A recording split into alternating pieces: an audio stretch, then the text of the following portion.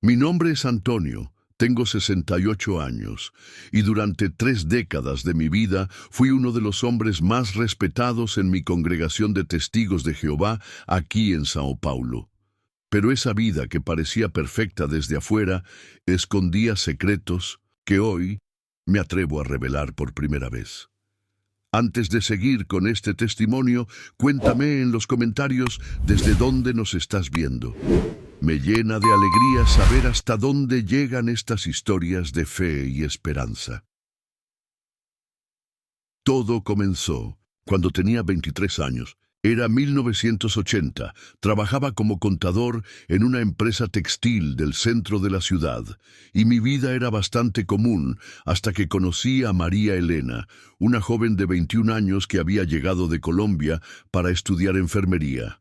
Ella era testigo de Jehová desde pequeña, y cuando comenzamos a salir, me invitó a las reuniones del Salón del Reino.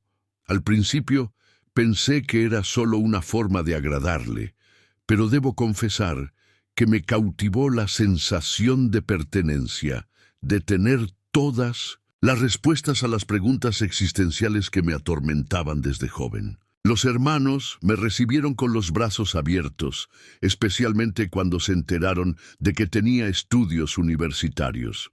Antonio puede ser muy útil para la organización, escuché que le decían a María Elena. En 1982 me bauticé, y ese mismo año me casé con María Elena en una ceremonia sencilla en el Salón del Reino. Los primeros años fueron hermosos, o al menos eso creía. Tenía un propósito claro: predicar las buenas nuevas del reino. Mi trabajo como contador me permitía sostener económicamente nuestro hogar, mientras María Elena se dedicaba al servicio de tiempo completo como precursora regular.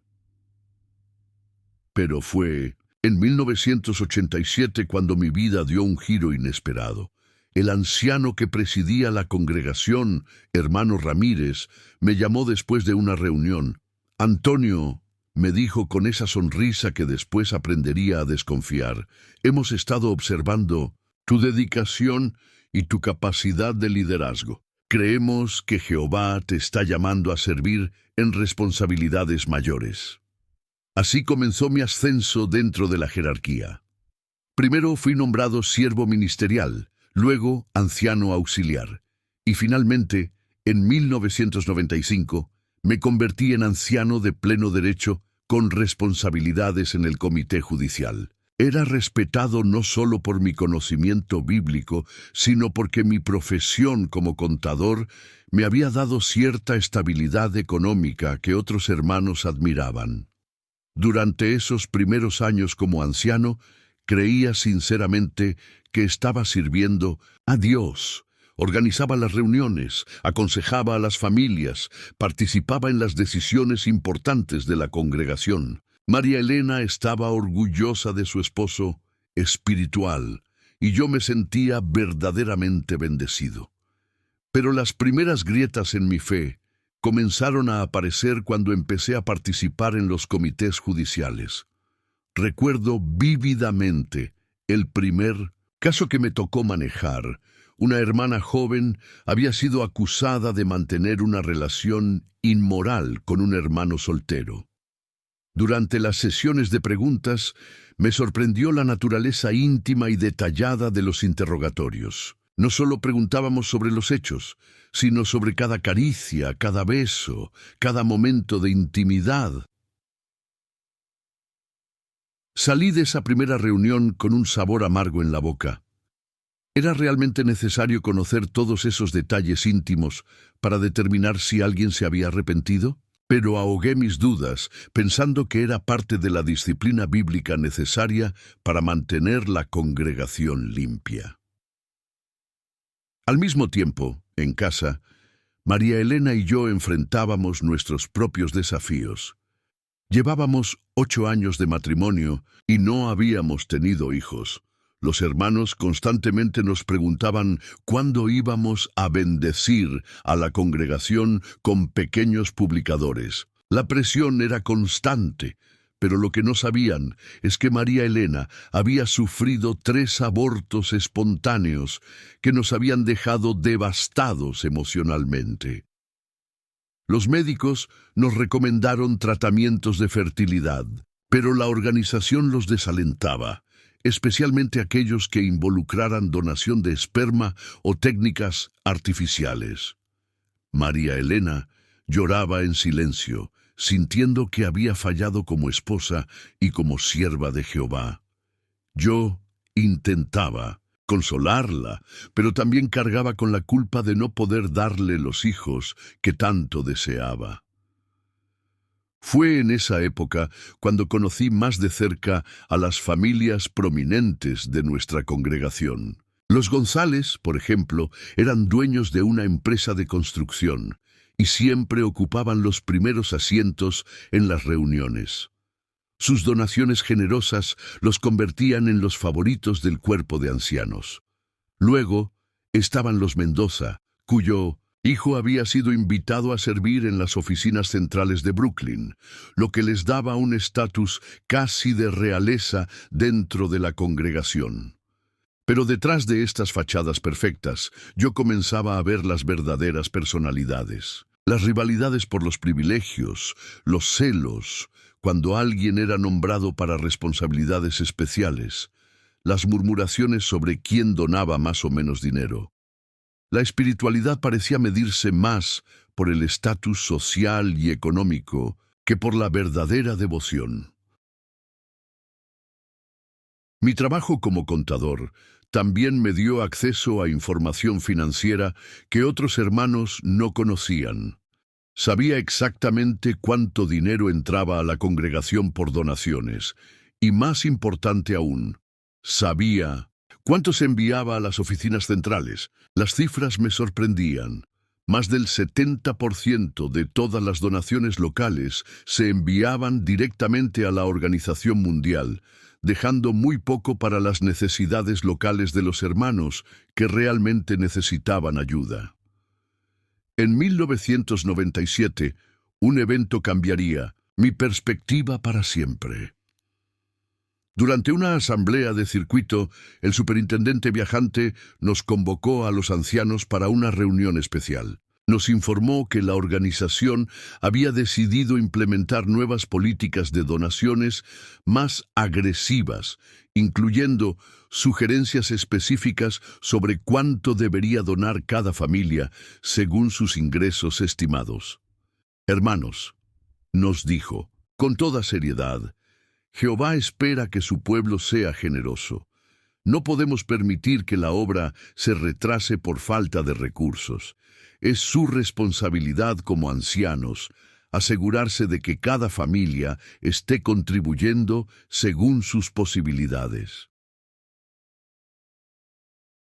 Esa noche llegué a casa perturbado, cuando había comenzado a sentirse la religión como un negocio. Pero ahogué nuevamente mis dudas, pensando que quizás era mi orgullo el que me impedía ver la sabiduría divina en estas decisiones organizacionales. Los años siguientes transcurrieron en una rutina de reuniones, servicios de campo, comités, judiciales y responsabilidades administrativas. Por fuera, Antonio seguía siendo el anciano respetado y espiritualmente maduro. Por dentro las preguntas se acumulaban como nubes antes de una tormenta que estaba por llegar. El año 1998 marcó el momento en que mi vida como anciano dio un giro hacia los secretos más oscuros que jamás imaginé encontrar dentro de una organización que se proclamaba como el pueblo elegido de Dios. Todo comenzó con el caso de Sofía Ramírez, una hermana de 16 años, hija de uno de los ancianos más respetados de nuestra congregación. Una noche de martes, después de la reunión, el hermano Ramírez me pidió que me quedara. Su rostro estaba demacrado y sus manos temblaban mientras cerraba las puertas del salón del reino. «Antonio», me dijo en voz baja, «necesito tu ayuda con un asunto muy delicado. Sofía ha confesado que ha estado teniendo relaciones con su tío. Miguel. Miguel era hermano de la esposa de Ramírez, un hombre de 45 años que servía como siervo ministerial en una congregación vecina. Lo que siguió fue una de las experiencias más perturbadoras de mi vida. Durante 3 semanas, los ancianos nos reunimos en sesiones secretas para investigar el caso. Pero lo que realmente estábamos haciendo era encontrar la manera de mantener el asunto completamente oculto para proteger la reputación de la organización. El hermano González, que presidía el comité, fue muy claro. Este tipo de situaciones no pueden salir a la luz pública. Imaginen el escándalo si la prensa se enterara de que un siervo ministerial está involucrado en esto. La preocupación no era por Sofía, sino por la imagen de la organización. Durante los interrogatorios a la joven, me horrorizó escuchar los detalles que los ancianos le exigían. No solo le preguntaban sobre los hechos, sino que la obligaban a repetir, una y otra vez, cada detalle íntimo de los abusos que había sufrido desde los 13 años. Necesitamos estar seguros de que no está mintiendo, justificaban. Pero lo más impactante vino después. El tío Miguel fue llamado a declarar, y su defensa fue escalofriante. Sofía siempre fue muy coqueta, siempre se acercaba a mí de manera provocativa. Yo traté de resistir, pero ella me seducía. Los otros ancianos parecían considerar seriamente esta versión. La decisión final del comité fue que Miguel sería reprensado privadamente y perdería sus privilegios por 1 año, pero no sería expulsado porque mostró arrepentimiento genuino. A Sofía le dijeron que debía perdonar y olvidar, y que si hablaba del asunto con alguien fuera del comité, ella sería expulsada por difamación. Esa noche llegué a casa completamente destrozado. María Elena notó mi estado, pero cuando le pregunté qué pasaba, solo pude decirle que había sido un día difícil con asuntos de la congregación. El voto de silencio que habíamos hecho los ancianos me impedía contarle incluso a mi esposa lo que había presenciado. Pero esto era solo el comienzo. 2 meses después, recibimos una carta de las oficinas centrales con instrucciones específicas sobre cómo manejar casos sensibles que podrían afectar la reputación de la organización. El documento, que debíamos guardar bajo llave, contenía protocolos detallados para encubrir casos de abuso sexual, especialmente cuando involucraban a siervos nombrados. La carta específicamente decía: en casos donde no existan 2 testigos del acto, el asunto debe manejarse con extrema discreción. La prioridad es proteger el buen nombre de Jehová y su organización. Los ancianos deben recordar que es preferible que un caso permanezca sin resolver a que cause escándalo público. Durante los meses siguientes, más casos similares llegaron a nuestras manos. Jacobo Mendoza, el hijo ejemplar que había servido en Brooklyn, había sido enviado de regreso a casa silenciosamente después de ser acusado de comportamiento inapropiado con menores en la sede mundial. Sus padres dijeron a la congregación que había regresado por problemas de salud, pero yo sabía la verdadera razón. Luego estaba el caso de la hermana Carla Vázquez, una mujer de 35 años casada con un anciano de otra congregación. Ella había venido a reportar que su esposo la golpeaba regularmente y la forzaba a tener relaciones sexuales cuando ella no quería. El comité judicial decidió que, como no había testigos de la violencia doméstica, no podían tomar acción formal. Le aconsejaron que fuera más sumisa y que orara por su esposo para que Jehová suavizara su corazón. Carla siguió sufriendo durante 2 años más hasta que finalmente se divorció y fue expulsada de la organización por divorcio no bíblico. Su ex esposo mantuvo todos sus privilegios y se volvió a casar 1 año después con una hermana más joven. La gota que colmó el vaso fue el caso de mi propio sobrino, David, hijo de mi hermana, que también era testigo de Jehová. David tenía 8 años cuando comenzó a mostrar señales extrañas de comportamiento. Se volvió retraído, tenía pesadillas constantes y se resistía violentamente a ir a las reuniones.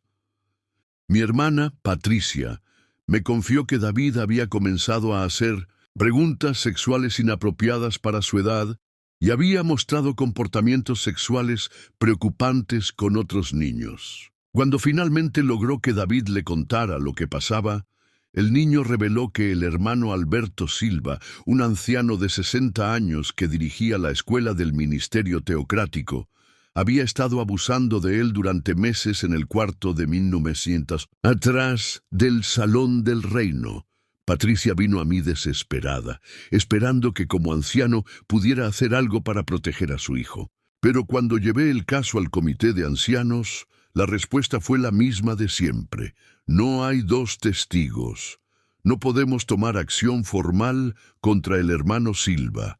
Esto podría destruir su matrimonio y su familia. Además, los niños a veces inventan historias. El hermano González fue aún más específico. Antonio, tú conoces al hermano Silva. Ha sido fiel por más de 30 años. ¿Realmente vas a creer la palabra de un niño de 8 años contra la de un anciano probado en la congregación? Esa noche no pude dormir. Por primera vez en mi vida como testigo de Jehová, me enfrenté cara a cara con la horrible realidad. La organización que yo creía que estaba dirigida por Dios estaba protegiendo sistemáticamente a depredadores sexuales para preservar su imagen pública. Al día siguiente, Patricia me llamó llorando. David había intentado lastimarse con un cuchillo de cocina, diciendo que quería ir al cielo para escapar del hombre malo. Fue hospitalizado en estado crítico. Mientras estaba sentado en la sala de espera del hospital, viendo a mi hermana destrozada y a mi sobrino luchando por su vida mental y emocional, tomé una decisión que cambiaría mi vida para siempre. Comenzaría a documentar secretamente todos los casos de abuso que llegaran a nuestro comité. Llegué a casa esa noche y le dije a María Elena, «Cariño, creo que estamos viviendo dentro de una mentira». Ella me miró confundida, pero algo en mi tono le hizo entender que algo fundamental había cambiado en mí. Durante los siguientes meses mantuve un diario secreto, donde registraba cada caso de abuso que se encubría, cada víctima que se silenciaba, cada depredador que se protegía. Las cifras eran aterradoras. En nuestra congregación de 120 publicadores, habíamos manejado 8 casos de abuso sexual en solo 2 años, y en ninguno se había tomado acción real para proteger a las víctimas. ¿Qué opinas de lo que has escuchado hasta ahora? ¿Te parece creíble que una organización religiosa pueda encubrir sistemáticamente estos crímenes? Déjame tu opinión en los comentarios, porque lo que viene a continuación es aún más impactante. El año 2000 fue cuando mi propia familia comenzó a desmoronarse por las presiones internas de la organización, y cuando descubrí que los secretos más oscuros no solo afectaban a otras familias, sino que estaban destruyendo la mía desde adentro. María Elena había comenzado a mostrar señales de depresión severa después de nuestro 10º aborto espontáneo en el 99. Los hermanos de la congregación, en lugar de ofrecer apoyo genuino, comenzaron a susurrar que quizás Jehová no nos estaba bendiciendo con hijos por alguna razón oculta. Algunos incluso sugirieron que podríamos estar ocultando algún pecado que impedía las bendiciones divinas. La presión se intensificó cuando el superintendente viajante visitó nuestra congregación y me llamó aparte después de su discurso. «Hermano Antonio, me dijo con una sonrisa que no llegaba a sus ojos. Hemos notado que después de tantos años de matrimonio, usted y María Elena no han sido bendecidos con hijos. Quizás sea tiempo de considerar si Jehová los está llamando al servicio de tiempo completo como matrimonio misionero. Lo que no me dijo directamente, pero que quedó implícito, era que un anciano sin hijos era visto como menos completo espiritualmente. Comenzaron a asignarme responsabilidades menores, y noté que ya no me consultaban para las decisiones importantes del cuerpo de ancianos. Pero el golpe más devastador vino de mi propia hermana Patricia. Después del intento de suicidio de David, ella había decidido llevarlo a terapia psicológica profesional, desafiando las recomendaciones de los ancianos que insistían en que la oración y el estudio de la Biblia eran suficientes para sanar el trauma de su hijo. Durante una de esas sesiones terapéuticas, David reveló algo que me heló la sangre. El hermano Silva no había sido su único abusador. Mi propio suegro, el padre de María Elena, un respetado precursor regular de 70 años, también había abusado de David durante las reuniones familiares en nuestra casa. Cuando Patricia me contó esto, sentí que el mundo se desplomaba bajo mis pies.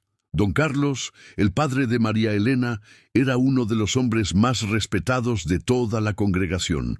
Había sido anciano durante 25 años, había bautizado a cientos de personas y era considerado un ejemplo de espiritualidad por toda la comunidad.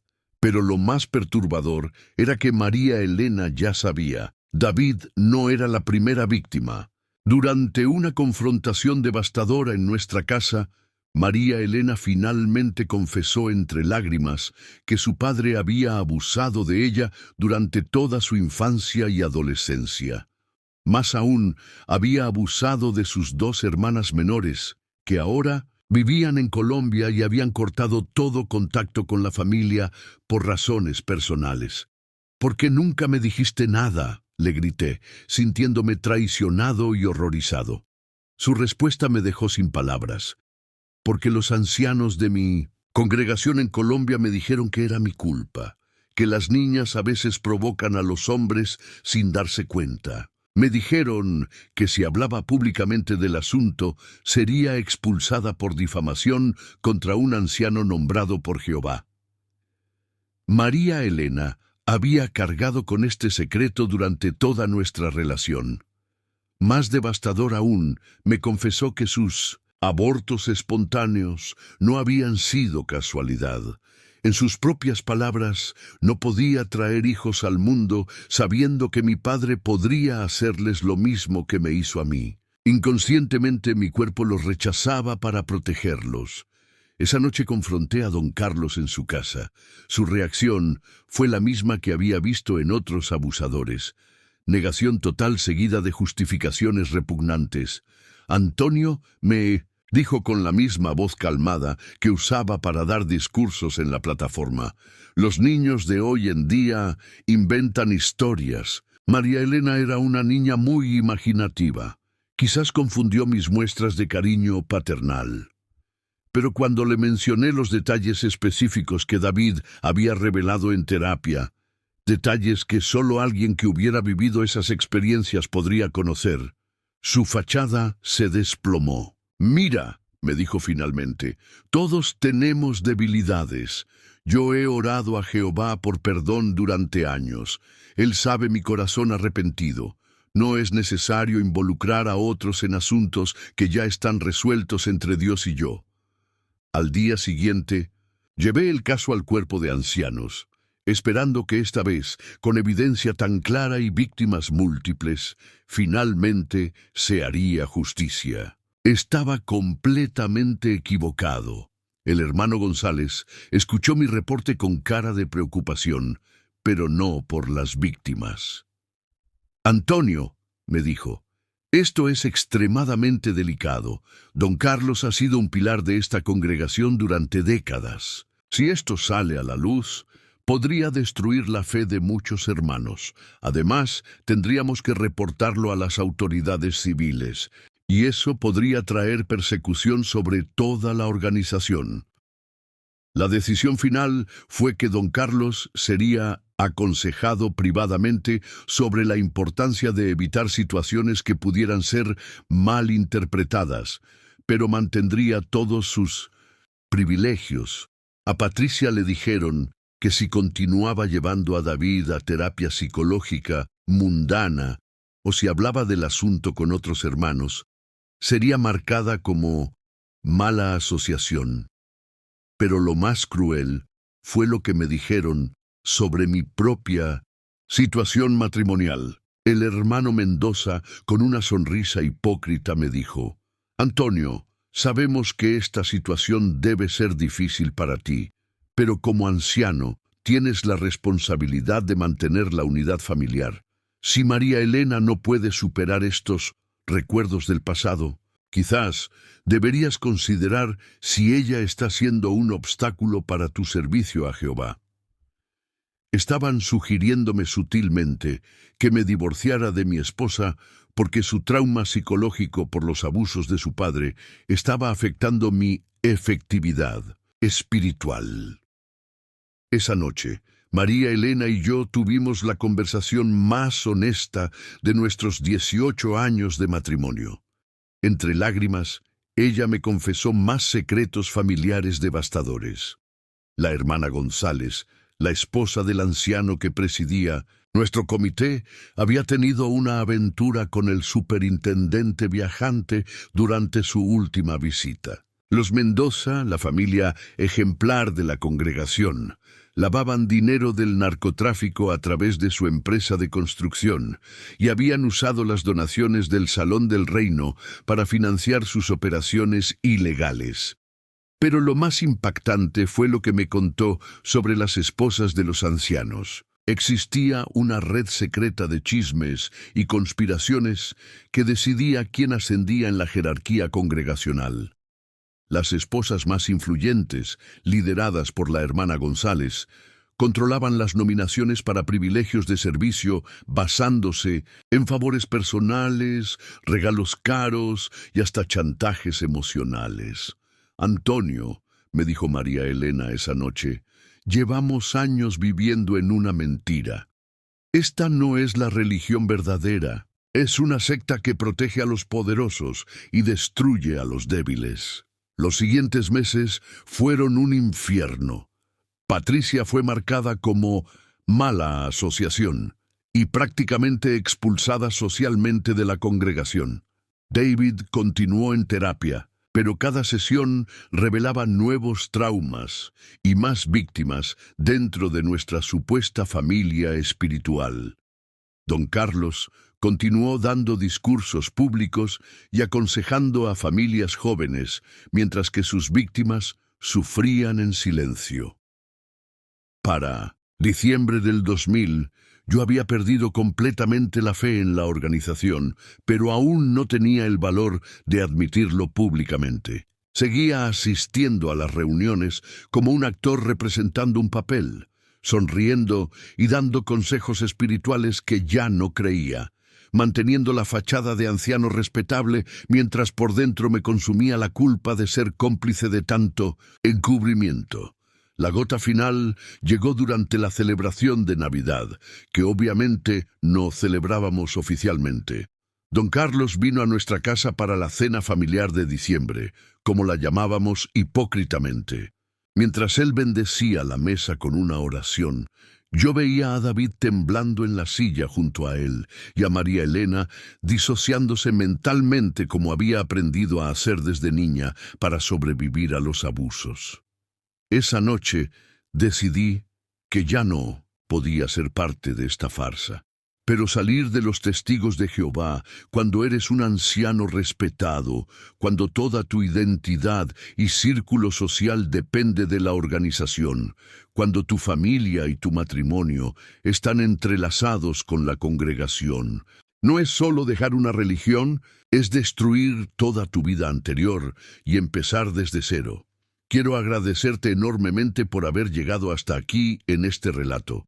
Sé que es duro escuchar estas revelaciones, pero te prometo que lo más impactante aún está por venir. Los secretos que compartiré en los próximos capítulos te mostrarán hasta qué punto puede llegar la corrupción cuando se combina poder religioso con impunidad total. El año 2001 fue cuando descubrí que los abusos sexuales y el encubrimiento eran solo la punta del iceberg. La organización tenía un sistema completo de control mental, chantaje emocional y manipulación financiera que convertía a los fieles en esclavos voluntarios de una máquina que solo beneficiaba a los líderes de la cúpula. Todo comenzó cuando fui invitado a participar en una reunión especial en las oficinas de la sucursal de Brasil. Era febrero de 2001 y junto con otros 50 ancianos de diferentes congregaciones de São Paulo, fuimos convocados para recibir instrucciones especiales sobre el manejo de situaciones delicadas. El hermano Rodríguez, un representante directo de la sede mundial de Brooklyn, nos explicó con frialdad empresarial el nuevo protocolo de manejo de crisis reputacionales. No usó esas palabras exactas, pero el mensaje era claro. La prioridad absoluta era proteger la imagen pública de la organización, sin importar el costo humano. Hermanos, nos dijo mientras distribuía carpetas con documentos que debíamos firmar comprometiéndonos al más absoluto silencio, la obra de Jehová está bajo ataque constante de Satanás y sus agentes en los medios de comunicación mundanos. Cualquier escándalo, cualquier información que pueda ser mal interpretada por los enemigos de la verdad, debe ser manejado con extrema discreción. En esa carpeta había listas detalladas de situaciones problemáticas que debían reportarse inmediatamente a las oficinas centrales antes de tomar cualquier acción local. La lista incluía casos de abuso sexual, muertes relacionadas con la prohibición de transfusiones de sangre, hermanos que cuestionaran públicamente las doctrinas, familias que buscaran ayuda psicológica profesional y cualquier contacto con periodistas o autoridades civiles. Pero lo más perturbador era el protocolo de aislamiento social que debíamos implementar contra cualquier hermano que representara una amenaza informacional. Esto incluía no solo a los que eran expulsados formalmente, sino también a aquellos que, sin haber cometido ningún pecado oficial, comenzaran a hacer preguntas incómodas o a mostrar actitudes independientes. Durante esa reunión conocí a Marcos Silva, un anciano de una congregación en el interior de São Paulo que me contó en privado una historia que me heló la sangre. En su congregación habían manejado 12 casos de abuso sexual infantil en los últimos 3 años, todos involucrando a siervos nombrados. En ningún caso se había contactado a la policía, y en todos los casos las víctimas habían sido silenciadas, con amenazas de expulsión. Antonio, me confesó Marcos, tengo una carpeta en mi casa con documentación de más de 200 casos similares solo en nuestro circuito. Los hermanos de la sucursal me pidieron que destruyera todo, pero no he podido hacerlo. Son niños, hermano. Niños que están siendo destruidos para proteger la imagen de unos hombres que se creen representantes de Dios. Marcos me contó también sobre el sistema financiero oculto de la organización. Cada congregación debía enviar reportes mensuales, detallados no solo de las donaciones, sino de la situación económica personal de cada publicador. Esta información se usaba para presionar a las familias a donar más dinero y también como herramienta de chantaje contra aquellos que mostraran actitudes problemáticas. Si una familia tiene dinero pero no dona lo suficiente, me explicó, automáticamente se les niegan privilegios de servicio, Pero si alguien con información comprometedora sobre la congregación trata de causar problemas, misteriosamente surgen dificultades económicas, préstamos que se cancelan, trabajos que se pierden, contratos comerciales que se terminan. La red de hermanos empresarios es muy efectiva para arruinar económicamente a quienes no cooperan. Regresé de esa reunión completamente perturbado. Esa noche, María Elena notó mi estado y me presionó hasta que le conté todo. Su reacción fue de horror, pero no de sorpresa. Antonio, me dijo, mi hermana Carmen intentó contarme algo similar hace años, pero yo no quise escucharla. Ahora vive en Estados Unidos y no ha vuelto a hablarnos desde que se salió de la organización. Decidimos contactar a Carmen secretamente. La conversación telefónica que tuvimos con ella fue devastadora. Carmen había sido precursora especial durante 10 años, pero fue expulsada en 1995 después de reportar a las autoridades civiles que un anciano de su congregación estaba abusando de su propia hija de 6 años. María Elena, le dijo Carmen llorando por teléfono. Ellos no solo me expulsaron, destruyeron mi vida completamente. Contactaron a mi empleador y le dijeron que yo era mentalmente inestable y que había inventado historias sobre personas respetables. Perdí mi trabajo, mi apartamento, todos mis amigos. Tuve que huir a otro país para poder reconstruir mi vida. Carmen nos contó sobre una red internacional de extestigos de Jehová que habían documentado miles de casos similares alrededor del mundo. Según sus investigaciones, la organización tenía una base de datos secreta con más de 23,000 casos de abuso sexual infantil que nunca habían sido reportados a las autoridades civiles. Lo más terrible, nos confesó, es que tienen un sistema para reubicar a los abusadores. Cuando un caso se vuelve demasiado problemático en una congregación, simplemente transfieren al abusador a otra congregación en una ciudad diferente, donde nadie conoce su historial. He rastreado casos de hombres que han abusado de niños en 5 o 6 congregaciones diferentes durante décadas. Pero Carmen tenía más información perturbadora sobre el control psicológico. La organización tenía manuales secretos sobre técnicas de manipulación mental basadas en estudios de sectas totalitarias. Estos manuales enseñaban a los ancianos cómo identificar personalidades problemáticas, cómo aislar socialmente a los disidentes y cómo usar el chantaje emocional familiar para mantener el control sobre los miembros. Antonio, me dijo Carmen, ellos saben exactamente lo que están haciendo.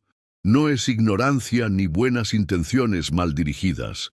Es un sistema calculado de control mental y explotación. Y los ancianos como tú son tanto víctimas como cómplices involuntarios.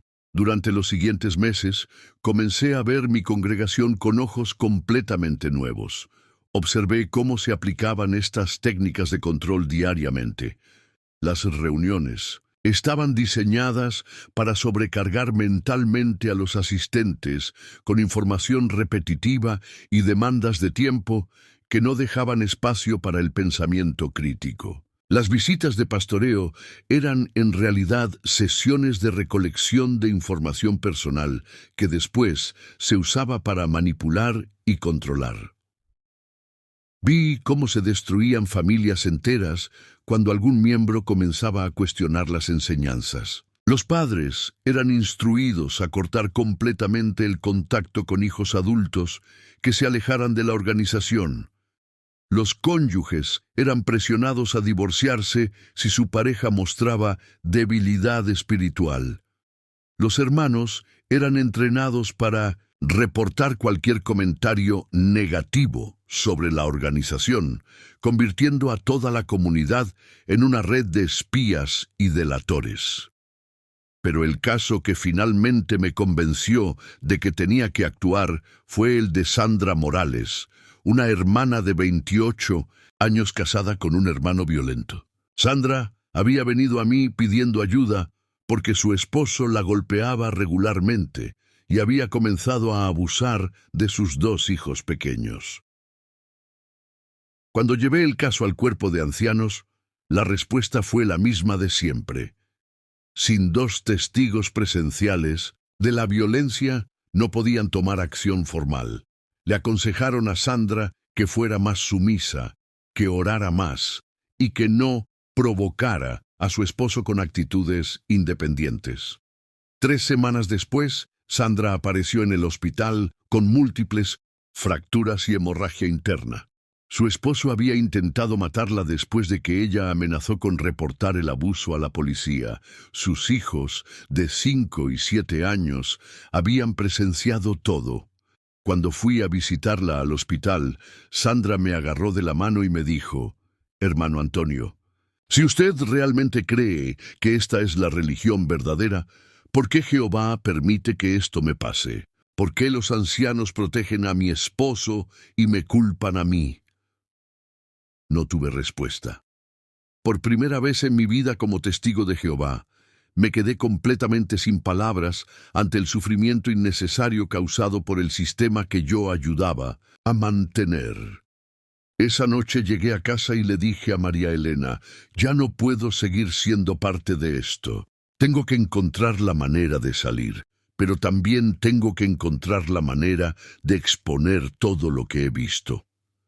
Lo que no sabía era que otros ancianos ya habían notado mi cambio de actitud y que se estaba preparando una trampa para silenciarme antes de que pudiera convertirme en un problema para la organización. El año 2002 comenzó con la ilusión de que podría encontrar una manera discreta de alejarme gradualmente de mis responsabilidades como anciano sin causar un escándalo mayor. ¡Qué ingenuo era! La organización tenía sistemas muy sofisticados para detectar y neutralizar a cualquiera que representara una amenaza a su control. Todo comenzó en marzo, cuando decidí reducir mi participación en los comités judiciales. Cada vez que me asignaban un caso, encontraba excusas para no participar. Compromisos laborales, problemas de salud, asuntos familiares. Pensé que podría desvanecerme lentamente de las responsabilidades más comprometedoras. Mi primer error fue confiar en el hermano Mendoza, a quien había considerado un amigo durante años. Durante una conversación que creí privada, le confesé algunas de mis dudas sobre cómo se manejaban ciertos casos en la congregación. No mencioné nombres específicos ni detalles comprometedores, solo expresé mi preocupación general sobre si estábamos realmente siguiendo principios bíblicos en nuestras decisiones. La traición vino 2 semanas después. El hermano González me llamó a una reunión urgente del cuerpo de ancianos. Cuando llegué al Salón del Reino esa noche, encontré no solo a los ancianos locales, sino también al superintendente viajante y a 2 representantes de la sucursal que no habían sido anunciados. «Antonio», me dijo el hermano González con una frialdad que nunca había escuchado en su voz, «hemos recibido informes preocupantes sobre tu actitud hacia la organización de Jehová. Varios hermanos han expresado inquietud sobre comentarios que has hecho cuestionando la sabiduría del cuerpo gobernante y las decisiones teocráticas». Me quedé helado. El hermano Mendoza había reportado nuestra conversación privada, pero había distorsionado completamente mis palabras para hacerme parecer un apóstata peligroso. Según su reporte, yo había criticado abiertamente la organización de Jehová y había expresado dudas sobre si realmente teníamos la verdad. El superintendente viajante, hermano Gutiérrez, tomó el control de la reunión. «Antonio», me dijo con una voz que helaba la sangre, «la apostasía es como el cáncer. Comienza pequeña, pero si no se extirpa inmediatamente, puede infectar toda la congregación. Hemos visto casos de ancianos que permitieron que las dudas crecieran en sus corazones hasta convertirse en enemigos abiertos de la verdad. Durante las siguientes 3 horas, fui sometido a un interrogatorio que parecía más una inquisición medieval que una reunión religiosa. Me preguntaron sobre cada conversación privada que había tenido con otros hermanos durante los últimos meses. Cada expresión facial durante las reuniones que pudiera haber mostrado desacuerdo. Cada ocasión en que no había participado activamente en las discusiones del cuerpo de ancianos. Pero lo más perturbador fue cuando comenzaron a cuestionar mi matrimonio. Antonio, me dijo uno de los representantes de la sucursal, sabemos que María Elena ha estado recibiendo tratamiento psicológico mundano contra el Consejo Teocrático. También sabemos que tu hermana Patricia fue marcada por buscar ayuda externa para su hijo en lugar de confiar en Jehová. ¿Es posible que la influencia de estas mujeres espiritualmente débiles haya contaminado tu perspectiva? Me di cuenta en ese momento de que habían estado vigilándome mucho más de cerca de lo que imaginaba. Conocían detalles íntimos de mi vida familiar que solo podían haber obtenido a través de espionaje sistemático. Los hermanos en quienes había confiado durante años habían estado reportando cada conversación, cada gesto, cada momento de aparente debilidad espiritual. La reunión terminó con un ultimátum. Tenía 2 semanas para demostrar mi restauración espiritual, participando activamente en todos los comités judiciales pendientes, dando un discurso público reafirmando mi lealtad a la organización y reportando cualquier conversación problemática que hubiera tenido con otros hermanos durante los últimos 6 meses.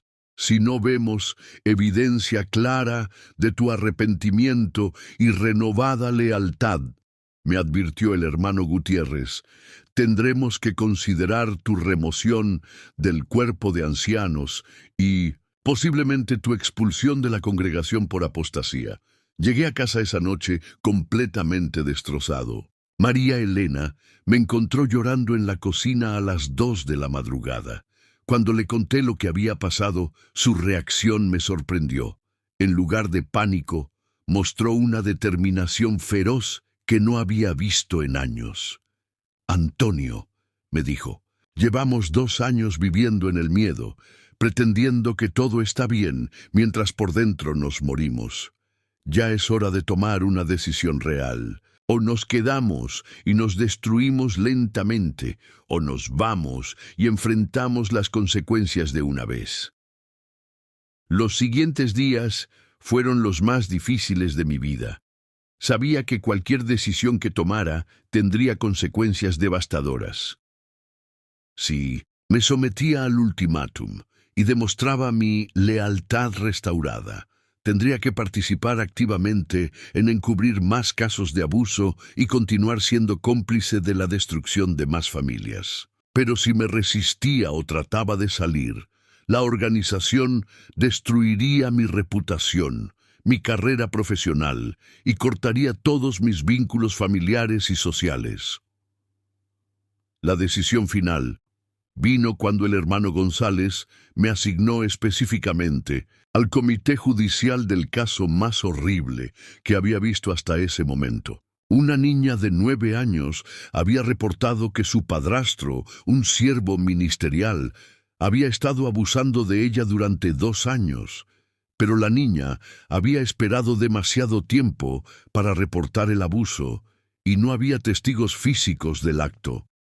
Antonio, me dijo González con una sonrisa diabólica, este es un caso perfecto para demostrar tu lealtad restaurada. Sabemos que has tenido dudas sobre cómo manejamos estos asuntos. Ahora tienes la oportunidad de mostrar que entiendes la importancia de proteger la reputación de la organización por encima de acusaciones sin fundamento. Esa noche no pude dormir. La imagen de esa niña de 9 años, con sus ojos llenos de terror y confusión, no se salía de mi mente. Sabía que si participaba en ese comité judicial, estaría condenando a esa niña a seguir siendo abusada mientras protegía a su abusador. A las 5 de la mañana tomé la decisión que cambiaría mi vida para siempre. Me levanté, fui a mi oficina y escribí una carta de renuncia completa a todas mis responsabilidades como anciano. Pero no me detuve ahí. También escribí un documento detallado de 47 páginas documentando todos los casos de abuso que había presenciado, todos los encubrimientos en los que había participado y todos los nombres de víctimas y perpetradores que conocía. Hice 12 copias del documento. Una la guardé en una caja de seguridad en el banco. Otra se la di a Carmen, la hermana de María Elena, que vivía en Estados Unidos, para que la mantuviera segura. Las otras 10 las envié por correo certificado a diferentes medios de comunicación, organizaciones de derechos humanos y fiscalías especializadas en crímenes contra menores. Ese mismo día, María Elena y yo tomamos la decisión más difícil de nuestras vidas, abandonar completamente a los testigos de Jehová, sabiendo que eso significaba perder a todas las personas que habíamos amado durante más de 20 años.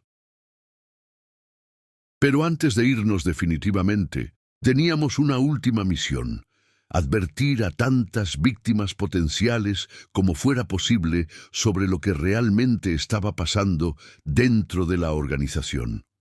La guerra había comenzado, y sabíamos que la organización no se quedaría de brazos cruzados viendo cómo sus secretos más oscuros se exponían públicamente. Los siguientes 6 meses, de abril a octubre de 2002, fueron los más intensos y aterradores de mi vida, pero también los más liberadores. Por primera vez en décadas, podía dormir por las noches sin sentir el peso de secretos horribles aplastando mi conciencia. La reacción de la organización fue rápida y brutal. 3 días después de enviar mi carta de renuncia, recibí una citación urgente para una reunión disciplinaria. Cuando no me presenté, automáticamente fui marcado como desasociado voluntario, lo que en términos prácticos significaba que todos los testigos de Jehová tenían prohibido hablar conmigo o tener cualquier contacto social. Pero la organización no se conformó con el castigo religioso tradicional.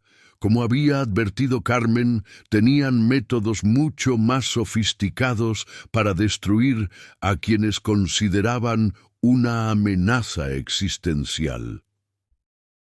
Mi primer indicio de la campaña orquestada contra mí vino cuando mi jefe en la empresa textil, donde había trabajado durante 22 años, me llamó a su oficina con cara de preocupación. «Antonio», me dijo, «he recibido algunas llamadas muy extrañas preguntando sobre tu estabilidad mental y tu confiabilidad como empleado.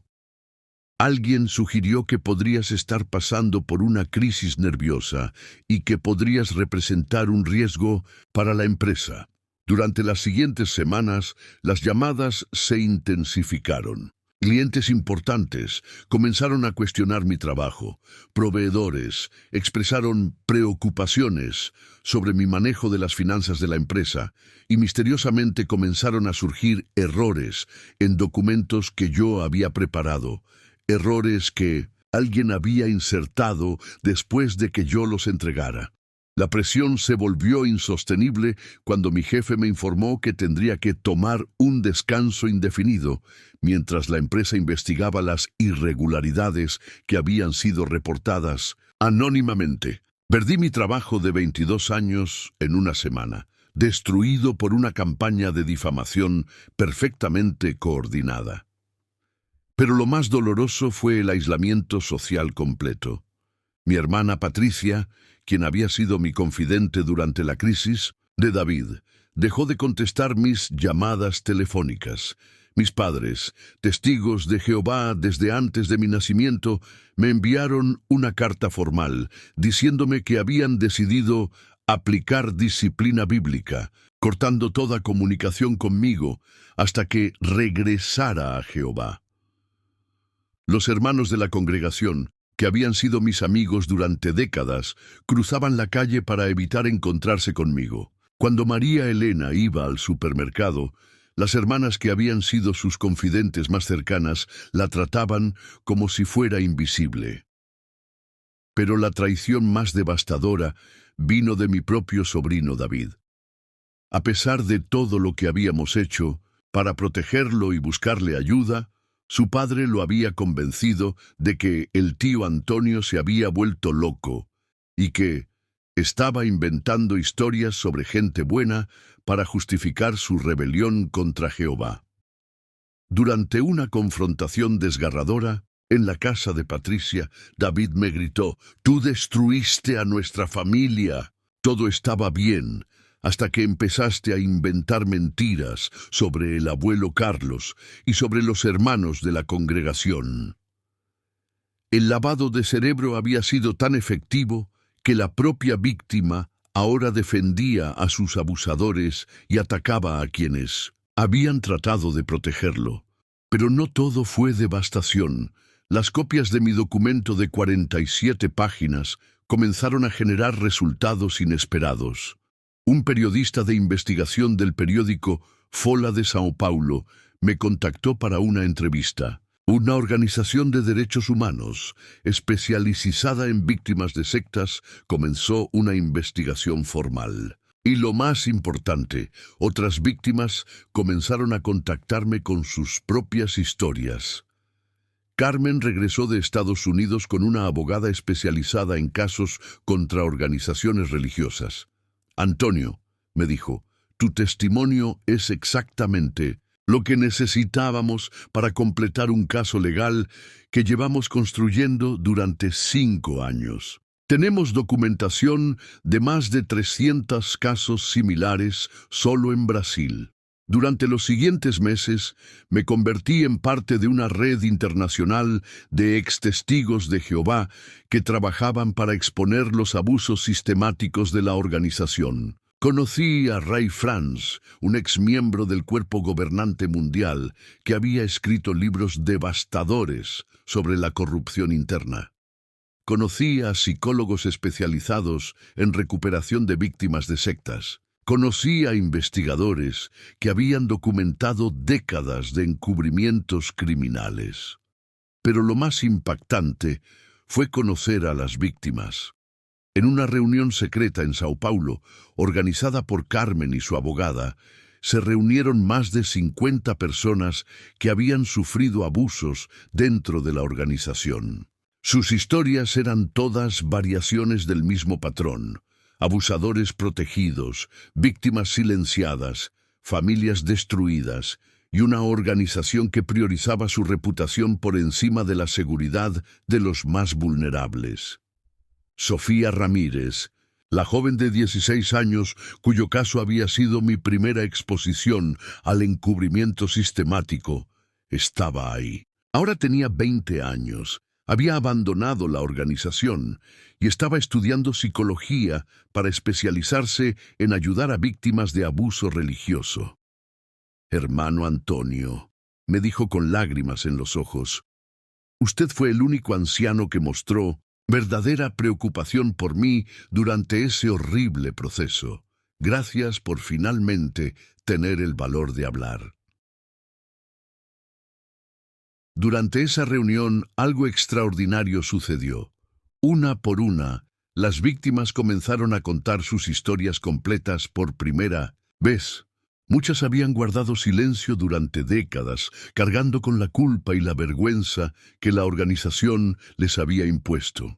Pero al escuchar historias similares de otras personas, se dieron cuenta de que no estaban solas, que no eran responsables de lo que les había pasado y que su silencio solo protegía a los perpetradores.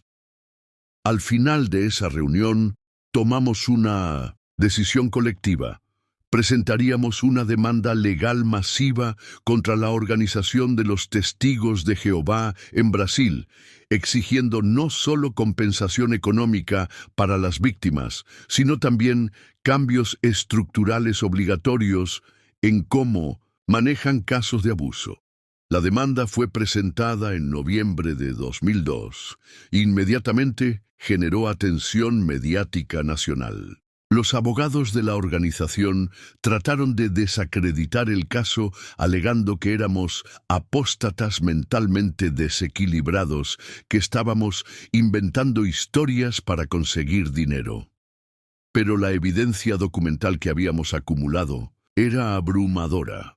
El caso legal se extendió durante 3 años, pero en 2005 ganamos una victoria parcial. El tribunal ordenó a la organización implementar protocolos obligatorios para reportar casos de abuso a las autoridades civiles, establecer un fondo de compensación para víctimas y permitir auditorías externas de sus procedimientos disciplinarios.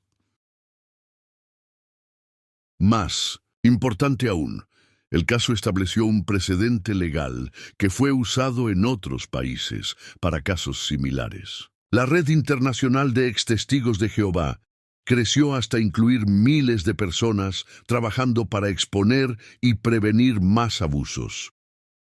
Pero la victoria legal no podía reparar el daño personal que la organización había causado en mi vida. María Elena y yo perdimos literalmente todo.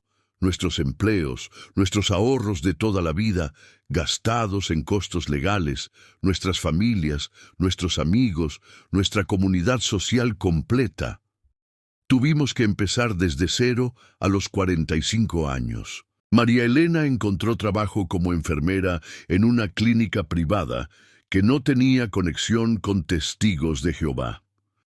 Yo tuve que comenzar mi propia empresa de contabilidad, ya que ninguna empresa establecida quería contratarme después de la campaña de difamación.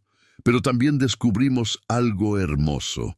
La vida fuera de la organización era infinitamente más rica y auténtica que todo lo que habíamos experimentado adentro. Por primera vez en nuestras vidas adultas, podíamos tomar decisiones basadas en nuestros propios valores y conciencia, no en las reglas arbitrarias de una organización autoritaria. María Elena comenzó terapia psicológica profesional y por primera vez en su vida pudo procesar el trauma de su infancia de manera saludable. Yo comencé a leer libros de filosofía, historia y ciencia que habían estado prohibidos durante mis décadas como testigo de Jehová.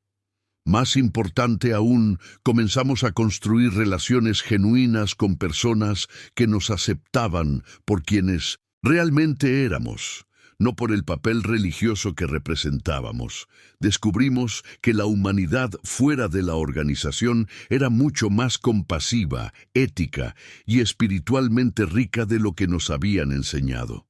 En 2006, 4 años después de salir de la organización, María Elena y yo renovamos nuestros votos matrimoniales en una ceremonia civil simple. Esta vez, los votos no incluían promesas de obediencia a una organización religiosa, sino solo compromiso mutuo de amor, respeto y apoyo incondicional. Hoy, en 2025, a los 68 años, puedo decir sin duda que salir de los Testigos de Jehová fue la decisión más difícil, pero también la más importante de mi vida. Perdimos una familia falsa, pero ganamos la libertad de ser nosotros mismos. Perdimos una comunidad controladora, pero encontramos una red global de personas que trabajan por la justicia y la verdad. Las cicatrices nunca se han curado completamente. Aún duele saber que mi hermana Patricia, mis padres y mi sobrino David continúan dentro de la organización, probablemente convencidos de que yo soy un enemigo de Dios. Aún me despierto algunas noches recordando los rostros de las víctimas que no pude proteger durante mis años como anciano. Pero también tengo la paz de saber que mi testimonio ha ayudado a proteger a cientos de otros niños, que mi decisión de hablar inspiró a otros ancianos a encontrar el valor para exponer más abusos, que la demanda legal que ayudé a iniciar ha forzado cambios reales en cómo la organización maneja estos casos. Y tengo la alegría inmensa de saber que María Elena y yo finalmente estamos viviendo vidas auténticas, basadas en amor genuino en lugar de miedo y control. Esta ha sido mi historia, la historia de Antonio, ex anciano de los Testigos de Jehová durante 22 años. Sé que algunas de las revelaciones que he compartido son difíciles de creer, especialmente para aquellos que han conocido solo la versión pública de esta organización. Pero quiero que sepas que cada detalle que he compartido está documentado, verificado y respaldado por evidencia que aún existe en archivos legales y testimonios de múltiples testigos. No he exagerado ni inventado nada para hacer mi historia más dramática. La realidad de lo que sucede detrás de las puertas cerradas de los testigos de Jehová es aún peor de lo que he podido expresar en estas palabras. Si eres testigo de Jehová y estás escuchando esto, sé que tu primera reacción probablemente sea de incredulidad y quizás hasta de ira contra mí. Esa fue exactamente mi reacción cuando comencé a escuchar historias similares hace más de 20 años. El condicionamiento mental de la organización es muy poderoso y te han enseñado a rechazar automáticamente cualquier información que contradiga la narrativa oficial. Pero te pido que, aunque sea por un momento, consideres la posibilidad de que lo que he compartido contigo sea cierto. No tienes que tomar mi palabra como verdad absoluta, pero sí te pido que investigues por ti mismo. Habla con exmiembros. Lee los documentos legales que son de registro público. Busca información de fuentes independientes. Y más importante aún, observa con ojos críticos lo que sucede en tu propia congregación. Pregúntate si realmente has visto el amor cristiano genuino que la organización proclama, o si has sido testigo de control, miedo y favoritismo disfrazados de espiritualidad. Si no eres testigo de Jehová, espero que mi historia te ayude a entender por qué millones de personas alrededor del mundo continúan atrapadas en organizaciones como esta. La manipulación mental y el control social que ejercen las sectas autoritarias son mucho más sofisticados de lo que la mayoría de la gente imagina. Ahora quiero escuchar tu opinión. ¿Qué piensas sobre estas revelaciones? ¿Conoces historias similares? ¿Has tenido experiencias con los testigos de Jehová o con otras organizaciones religiosas controladoras? Déjame tus comentarios abajo. Tu opinión es importante para mí y para otras personas que podrían estar pasando por situaciones similares. Si este testimonio te ha impactado, te pido que te suscribas a este canal para recibir más testimonios reales de personas que han encontrado el valor de hablar sobre experiencias que durante años mantuvieron en secreto. Gracias por escuchar mi historia.